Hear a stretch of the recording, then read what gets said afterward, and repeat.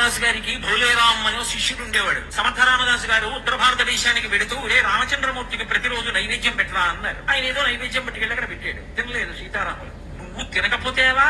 నా కోసం కాదు, మా గురువు గారు చెప్పారు తినన్నాడు. ఆయన తినలేదు. నువ్వు తినకపోతే నేను గురువు గారికి ఇచ్చిన మాట పోతే తింటావా తినవా? ఆయన ఊరుకున్నాడు. ఆయన తల కొట్టేసుకోవడం మొదలెట్టాడు. మా గురువు గారికి తెలిస్తే ఏమైపోతాను, నేను గురువు గారికి ఇచ్చిన మాట పోయిందని తలకొట్టుకున్నాడు. వెంటనే గబగబా రాముడు సీతమ్మ తినేశాడు. అంతా తినేశాక మా గురువు గారు మిగిలిన ప్రసాదం తినేసేవారు. అంతా తినేశారు, నేనేం తినాలన్నాడు. అయ్యి బాబు ఇదొక్కరు కూడా అట్టేసి పెడతానని సీతమ్మ అట్టేసి పెట్టి తీరా అట్టేసి అరిటాకులో పెట్టాకన్నాడు. మా గురువు గారికి అట్లంటే చాలా ఇష్టం, నేను మా గురువు గారికి పెట్టకుండా తిన్నా, మా గురువు గారి దగ్గరికి ఎడతానని పరిగెత్తడం మొదలెట్టాడు. ఒరే గురువు గారి కాశీ వెడుతున్నారా, ఎక్కడికో వెళ్ళిపోయేటప్పటికి నువ్వు ఎప్పటికట్టట్టు పెడతావు, తినరా నాయన అంది సీతమ్మ.